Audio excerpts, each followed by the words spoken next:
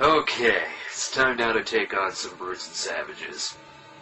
This is one of those Mondo films that was made off of the heels of the success that came from the Mondo Kane films.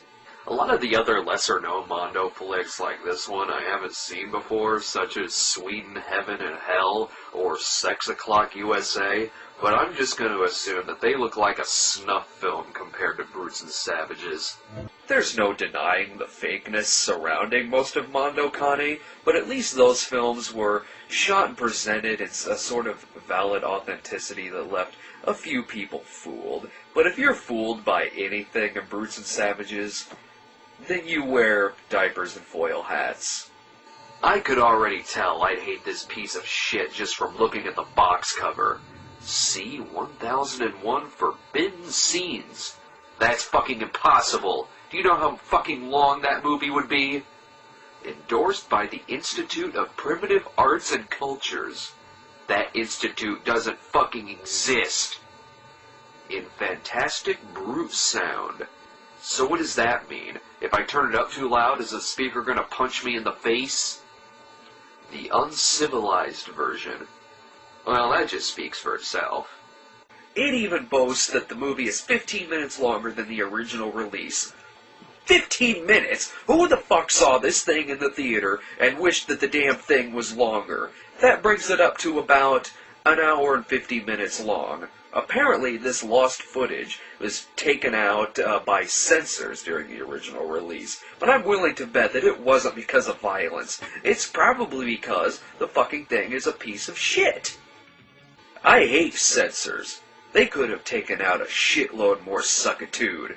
In the movie, we're following around this flamboyant showman named Arthur Davis through Africa and South America, and by Africa and South America, I mean someone's backyard in Florida. Who the hell wears that on an African expedition?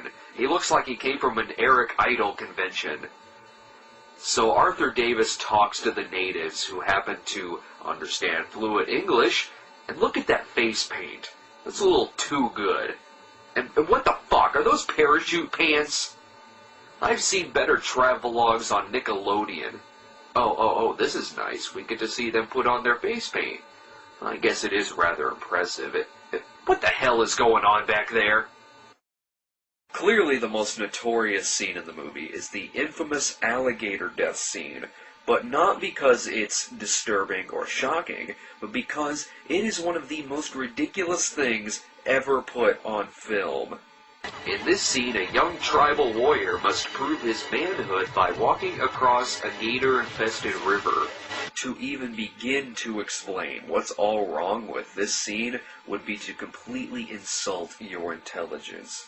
So here is the whole scene in its entirety, and you won't hear a peep from me.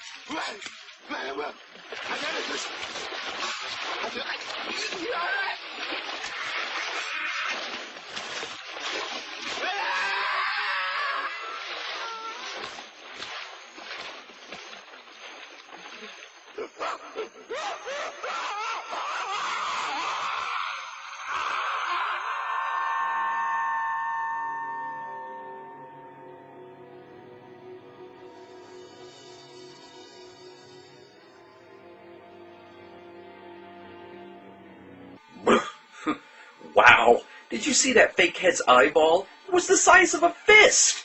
Huh. Suddenly, I feel really bad for trashing the gator scene in Sadomania. God damn it, I really don't want to follow Arthur Davis anymore. I fucking hate this guy. So he goes to meet some dude in order to get permission to film inside of an erotic sculpture museum, but then we find out that this guy is a brain surgeon. So naturally, we gotta see this guy operate. That actually looks kind of realistic. I don't know about this scene. Let's get back to the bad stuff. Okay, here's your erotic sculpture museum. I think Arthur Davis looks a little too excited here. Maybe they have the penis cake from Caligula. Music composer Riz Ortolani, who also provided the score for Cannibal Holocaust, House on the Edge of the Park, and even Mondo Cane, also provided the score for this film as well. And I'm assuming that he took one look at Arthur Davis and just automatically presumed that this was some sort of disco film because, well, take a look at this fight scene between some of the African natives.